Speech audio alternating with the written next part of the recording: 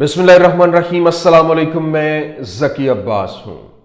नाज़रीन, 9 मई के वाक़े के बाद पाकिस्तान तहरीक इंसाफ को तोड़ दिया गया, इमरान खान को जेल में डाल दिया गया और पीटीआई के कारकुनान भी जेल की सलाखों के पीछे धकेल दिए गए।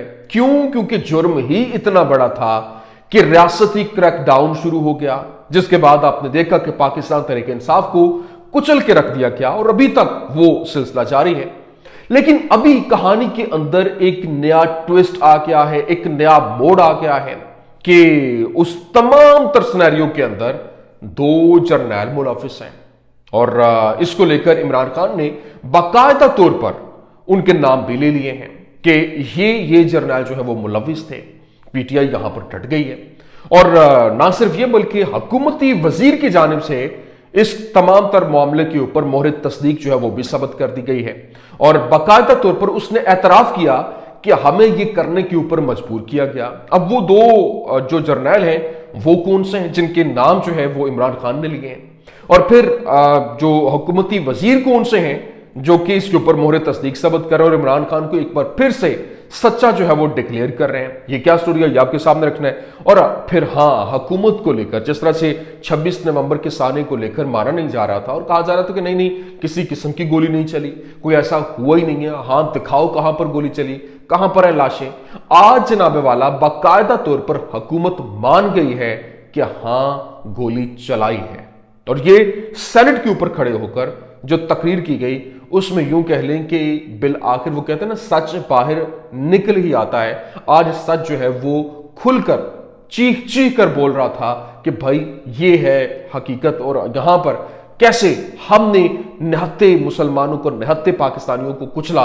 वो ये क्या स्टोरी है, ये तमाम तर डिटेल्स 1 बाय 1 आपके सामने रखते हैं। अच्छा नाज़रीन, सबसे पहले तो मैं आपको बता दूं, देखिए इस वक्त जो मामलात बने हुए हैं और आपको मालूम है कि जिस तरीके से पाकिस्तान तहरीक इंसाफ के साथ जनरल फैज हमीद को जोड़ा जा रहा है और हमेशा से जोड़ा जाता रहा कि ये जो है वो जनरल फैज हमीद पाकिस्तान तहरीक इंसाफ को लीड करने वाले, उनको मुकम्मल तौर पर यूं कह लें कि प्रोटेक्शन देने वाले और हर तरह से हर मुहाज के ऊपर यूं कह लें कि उनको फीड करने वाले ये हैं।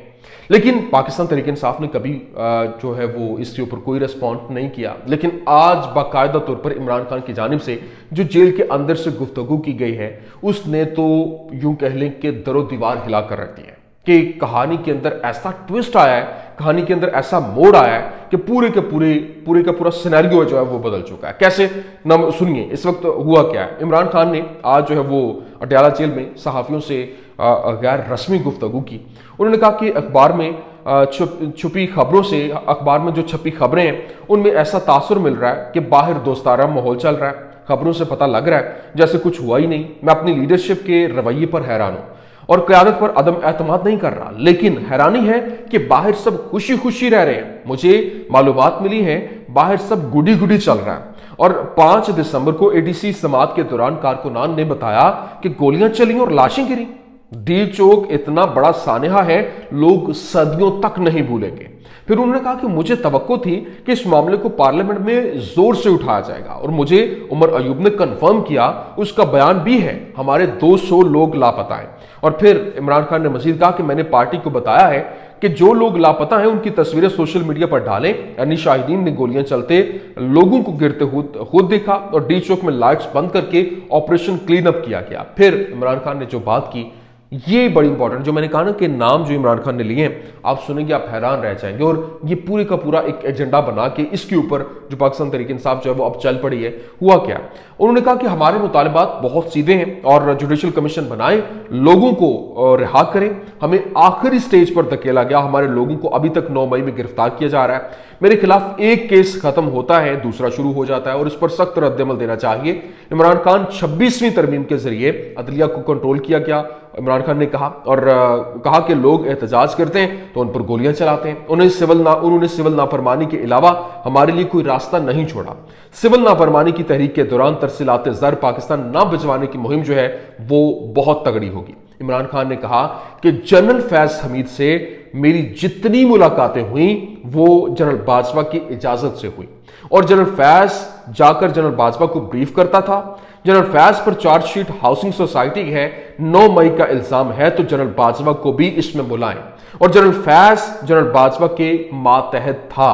اب کیونکہ جنرل فیض حمید کے کورٹ مارشل کے حوالے سے خبریں جو ہے وہ گردش کر رہی ہیں اور باقاعدہ طور پر چارج شیٹ لگ چکی ہیں، اور اس حوالے سے جو لطیف کھوسہ ہیں انہوں نے بھی یہی بات کی، اور لطیف کھوسہ نے یہی کہا تھا کہ کیونکہ انہوں نے کہا کہ ہمارا تو بیانیہ سچ ثابت ہوتا ہے، جس طرح سے آپ کہتے ہیں کہ جنرل فیض حمید نے یہ سب کچھ کروایا اور 50 سیاستدانوں کے ساتھ وہ رابطے میں تھے، اور اگر ایسا ہے کہ وہ رابطے میں تھے تو ہمارا تو موقع سچ ثابت ہوگا کہ یہ جو ہے وہ اسٹیبلشمنٹ نے کروایا۔ تو اس کا مطلب یہ ہے کہ یہ کہانی جو ہے وہ ادھر جا کر مل رہی ہے۔ تو اب اگر وہ سارے کا سارا معاملہ یہ ہے کہ وہ اس میں ملوث ہیں، انہوں نے یہ کیا، تو ہم کہیں گے کہ مکمل طور پر ان کو سزا دی جائے، جو بھی فیصلہ ہو، اور صرف اکیلے وہ نہیں بلکہ ساتھ ہی دوسری جانب جو انہوں نے کہا کہ جنرل باجوہ بھی ان کے ساتھ ملوث ہیں۔ یہ دو جو لوگ ہیں ان کو ان کا باقاعدہ طور پر انہوں نے کہا کہ یہ اس میں ملوث ہے، پھر قانونی کارروائی ہونی چاہیے۔ لیکن یہاں پر جب یہ معاملہ ہوا تو باقاعدہ جو جاوید لطیف ہیں انہوں نے تصدیق کر دی، انہوں نے کہا، جاوید لطیف نے کہا کہ رجیم چینج آپریشن کا سارا سچ جو ہے وہ انہوں نے کھول کر سامنے رکھ دیا۔ اس نے کہا کہ ہم نے اسٹیبلشمنٹ کے کہنے پر عمران خان کی حکومت گرائی تھی، اور ہم عمران خان کی حکومت گرانا نہیں چاہتے تھے، مگر ہم پر باجوہ اور فیض نے دباؤ ڈالا تھا، اس کو کہتے ہیں سیاسی مداخلت۔ مطلب آپ حیرانی ہے اس بات کی کہ ایک طرف جو حکومت ہے وہ کہتے ہیں نا کہ اپنے ہی گراتے ہیں نشیمن پہ بجلیاں، تو جناب والا یہ معاملہ ہے، حکومت جو ہے وہ جو زبردستی ایک پھن پھیلا کے یہ بیٹھے ہوئے ہیں، انہی کے وزیر جو ہے وہ حقیقت بتا رہے کہ بھائی یہ نہیں، یہ معاملہ ہے، یہ دیکھیے۔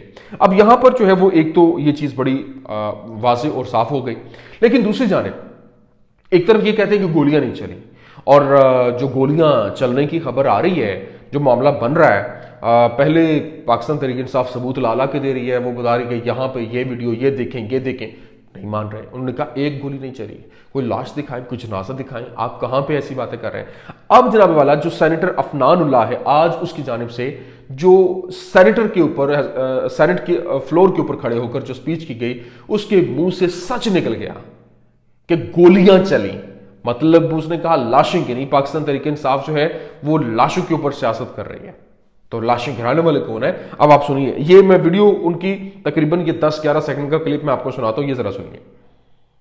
افسوس کا مقام یہ ہے کہ آپ غریب لوگوں کے خون کو بیچ رہے ہیں۔ بات یہ ہے آپ غریب ورکر، شاید میں خود سیاسی ورکر ہوں جناب پریزائڈنگ آفیسر صاحب، میں خود ہوں، مجھے بڑا فخر ہے اس بات پہ، مجھے بڑی تکلیف ہے بچوں بیچاروں کی، ان بیچاروں کو جس طرح ان کے اوپر جو ہے گولیاں چلیں، اور میں جس طرح سے ان بیچاروں کے اوپر گولیاں چلیں جو یہ خون بیچ رہے ہیں۔ میں خود سیاسی ورکر ہوں، تو مجھے فخر ہے کہ میں سیاسی ورکر ہوں، لیکن مجھے دکھ ہے کہ جس طرح سے ان بچوں کے اوپر گولیاں چلیں۔ اس کا مطلب ہے ثابت ہو گیا کہ گولیاں چلیں، ہاں گولیاں چلائیں، اس کا مطلب یہ ہے کہ یہ مان گئے ہیں، سینٹ کے اوپر کھڑے ہو کر یہ مانا گیا۔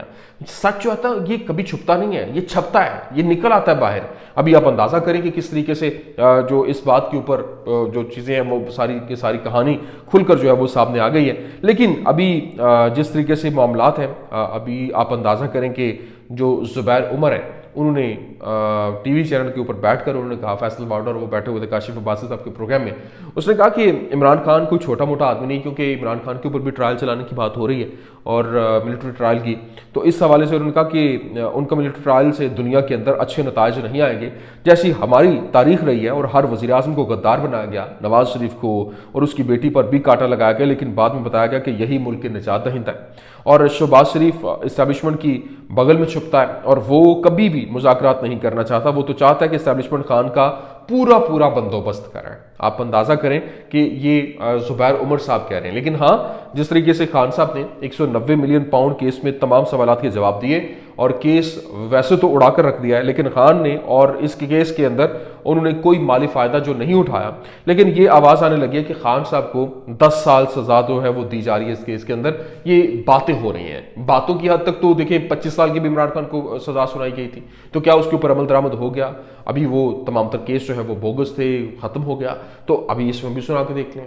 تو یہ معاملہ ہے، یہ چیزیں جو ہے یہ صرف اور صرف پریشر ٹیکٹکس ہیں کہ عمران خان کو ڈیل میں لانے کے عمران خان نہیں مان رہا، تو اب وہ اگریسو پالیسی کے اندر دوبارہ سے آ گئے ہیں۔ دیکھنا یہ ہے کہ اس کے رد عمل میں چیزیں کیا آتی ہیں، دیکھنا یہ ہے کہ معاملات کس کروٹ جاتے ہیں اور حالات کون سا رخ اختیار کرتے ہیں۔ دعا بس یہ کریں کہ اللہ پاک پاکستان کے لیے خیر و برکت کرے اور معاملات جو ہے وہ اچھے طریقے سے حل ہوں اور پاکستان پھلنا پھولنا شروع کرے، پھر سے پاکستان جو ہے وہ ترقی کی راہوں کے اوپر گامزن ہو، کیونکہ یہ معاملات صرف اور صرف آپس میں کھینچتانی سے نقصان صرف اور صرف ملک کا ہو رہا ہے۔ یہ کچھ اہم ترین اپڈیٹس تھیں، میں نے کہا آپ کے سامنے رکھ دیں۔ امید کرتے ہیں ویڈیو آپ کو پسند آئی ہوگی، پسند آنے کی صورت میں لائک کیجیے، شیئر کیجیے اور ہمارے چینل کو سبسکرائب کرنا مت بھولیے گا۔ شکریہ۔